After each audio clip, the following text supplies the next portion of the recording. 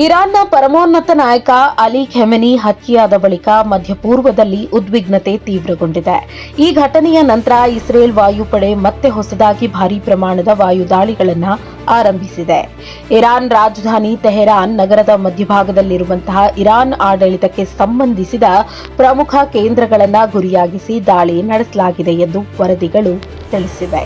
March 1ರಂದು Israel ತನ್ನ ಅಧಿಕೃತ ಪ್ರಕಟಣೆಯಲ್ಲಿ ಇರಾನ್ನ ಭಯೋತ್ಪಾದನಾ ಅಕ್ಷದ ಎಲ್ಲಾ ಹಿರಿಯ ನಾಯಕರು ನಿರ್ಮೂಲಗೊಳಿಸಲಾಗಿದೆ ಎಂದು ಘೋಷಿಸಿದೆ. ಈ ಹೇಳಿಕೆ ವಿಶ್ವದ ಗಮನ ಸೆಳೆದಿದೆ.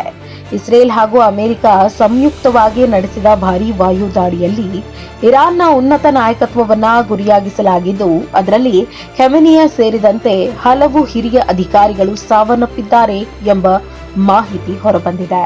ಅಮೆರಿಕದ ಮಾಜಿ ಅಧ್ಯಕ್ಷ ಡೊನಾಲ್ಡ್ ಟ್ರಂಪ್ ನೇತೃತ್ವದ ಆಡಳಿತ ಈ ದಾಳಿಯನ್ನು ತಕ್ಷಣದ ಭದ್ರತಾ ಭೀತಿ ತಡೆಯಲು ಅಗತ್ಯವಾದ ಕ್ರಮ ಎಂದು ಸಮರ್ಥಿಸಿಕೊಂಡಿದೆ. ಇರಾನ್ ಸಮೀಪ ಭವಿಷ್ಯದಲ್ಲಿ ದೊಡ್ಡ ಮಟ್ಟದ ದಾಳಿ ನಡೆಸುವ ಸಾಧ್ಯತೆ ಇದ್ದುದರಿಂದ ಮುನ್ನೆಚ್ಚರಿಕೆಯ ಕ್ರಮವಾಗಿ ಈ ಕಾರ್ಯಾಚರಣೆ ಕೈಗೊಳ್ಳಲಾಯಿತು ಎಂದು ಅಮೆರಿಕ ಹೇಳಿದೆ. ಆದರೆ ಈ ಕ್ರಮದ ಬಗ್ಗೆ ಅಂತಾರಾಷ್ಟ್ರೀಯ ಸಮುದಾಯದಲ್ಲಿ ಭಿನ್ನಾಭಿಪ್ರಾಯ ವ್ಯಕ್ತವಾಗಿದೆ. ಇದಕ್ಕೆ ಪ್ರತಿಯಾಗಿ ಇರಾನ್ ಕೂಡ ಮೌನವಾಗಿರಲಿಲ್ಲ. ಅಮೆರಿಕದ ಸೈನಿಕ ನೆಲೆಗಳು, ಇಸ್ರೇಲ್ ಹಾಗೂ ಮಧ್ಯಪೂರ್ವದ ಇತರ ಪ್ರಮುಖ ಗುರಿಗಳ ಮೇಲೆ ಕ್ಷಿಪಣಿ ದಾಳಿ ನಡೆಸಲಾಗಿದೆ ಎಂದು ವರದಿಗಳು ತಿಳಿಸಿವೆ. ಕೆಲ ಪ್ರದೇಶಗಳಲ್ಲಿ ಸ್ಫೋಟಗಳ ಶಬ್ದ ಕೇಳಿ ಬಂದಿದ್ದು, ಜನರಲ್ಲಿ ಭೀತಿ ಮತ್ತು ಆತಂಕ ಹೆಚ್ಚಾಗಿದೆ. ಈ ಪ್ರತಿದಾಳಿ ಪ್ರದೇಶದ ಭದ್ರತಾ ಪರಿಸ್ಥಿತಿಯನ್ನ ಇನ್ನಷ್ಟು ಅಸ್ಥಿರಗೊಳಿಸಿದೆ. ಖಮೆನಿಯ ಅವರ ನಿಧನದ ಹಿನ್ನೆಲೆಯಲ್ಲಿ ಇರಾನ್ ಸರ್ಕಾರ 40 ದಿನಗಳ ರಾಷ್ಟ್ರೀಯ ಶೋಕಾಚರಣೆ ಘೋಷಿಸಿದೆ. ದೇಶಾದ್ಯಂತ ಧ್ವಜಗಳು ಅರ್ಧಮಟ್ಟದಲ್ಲಿ ಹಾರಿಸಲಾಗ್ತಿವೆ. ಧಾರ್ಮಿಕ ಕೇಂದ್ರಗಳಲ್ಲಿ ವಿಶೇಷ ಪ್ರಾರ್ಥನೆಗಳು ನಡೀತಾ ಇವೆ.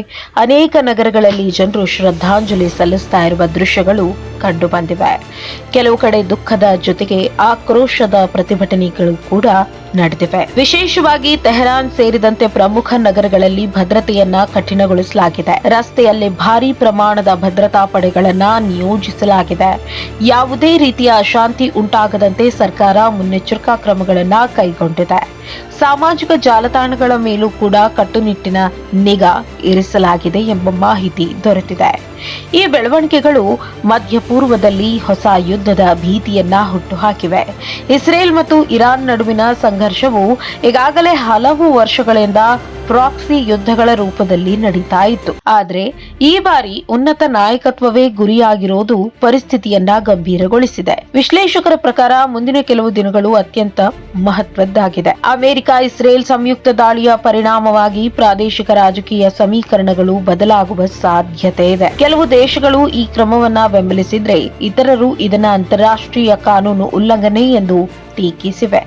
ವಿಶ್ವಸಂಸ್ಥೆ ಸೇರಿದಂತೆ ಹಲವು ಜಾಗತಿಕ ಸಂಸ್ಥೆಗಳು ಶಾಂತಿ ಮತ್ತು ಸಂಯಮ ಪಾಲಿಸಲು ಎಲ್ಲ ಪಕ್ಷಗಳಿಗೂ ಕರೆ ನೀಡಿದ್ದಾರೆ. ಇರಾನ್ನ ಒಳ ರಾಜಕೀಯದಲ್ಲಿಯೂ ಈ ಘಟನೆ ದೊಡ್ಡ ಪ್ರಭಾವ ಬೀರುವ ಸಾಧ್ಯತೆ ಇದೆ. ಹೊಸ ನಾಯಕ ಯಾರು, ಮುಂದಿನ ರಾಜಕೀಯ ದಿಕ್ಕು ಏನು ಎಂಬ ಪ್ರಶ್ನೆಗಳು ಉದ್ಭವಿಸಿವೆ. ಖಮೆನಿ ಅವರ ದೀರ್ಘಕಾಲದ ಆಡಳಿತದ ನಂತರ ದೇಶ ಯಾವ ದಿಕ್ಕಿನಲ್ಲಿ ಸಾಗಲಿದೆ ಎಂಬುದನ್ನ ಜಗತ್ತು ಕಾದು ನೋಡ್ತಾ ಇದೆ. ಒಟ್ಟಾರೆ ಖಮೆನಿ ಹತ್ಯೆಯ ನಂತರ ಆರಂಭವಾದ ಈ ವಾಯು ದಾಳಿಗಳು ಮತ್ತು ಪ್ರತಿದಾಳಿಗಳು ಮಧ್ಯಪೂರ್ವದ ಭದ್ರತಾ ಪರಿಸ್ಥಿತಿಯನ್ನ ಅತ್ಯಂತ ಸಂಕೀರ್ಣಗೊಳಿಸಿವೆ.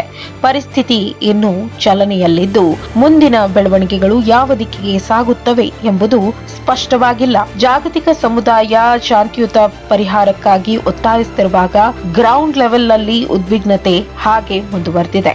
ಇದೀಗ ವಿಶ್ವದ ಕಣ್ಣುಗಳು ಮಧ್ಯಪೂರ್ವದತ್ತ ನೆಟ್ಟಿದ್ದು, ಮುಂದಿನ ನಿರ್ಧಾರಗಳು ಜಾಗತಿಕ ರಾಜಕೀಯ ಹಾಗೂ ಆರ್ಥಿಕ ಪರಿಸ್ಥಿತಿಯ ಮೇಲೂ ಕೂಡ ಪರಿಣಾಮ ಬೀರುವ ಸಾಧ್ಯತೆ ಇದೆ. ಯಾವುದೇ ಸುದ್ದಿಯ ಅಪ್ಡೇಟ್ ಅನ್ನ ಮಿಸ್ ಮಾಡ್ಕೊಳ್ಬಾರ್ದು ಅಂದ್ರೆ ಈಗ್ಲೇ ಒನ್ ಇಂಡಿಯಾವನ್ನ ಸಬ್ಸ್ಕ್ರೈಬ್ ಮಾಡಿ. ನಿಮಗೆ ಬೇಕಾದ ಭಾಷೆಯಲ್ಲಿ ಎಲ್ಲಾ ಸುದ್ದಿ ತಿಳಿಬೇಕು ಅಂದ್ರೆ ಒನ್ ಇಂಡಿಯಾ ಆಪ್ ಅನ್ನ ಡೌನ್ಲೋಡ್ ಮಾಡ್ಕೊಳ್ಳಿ.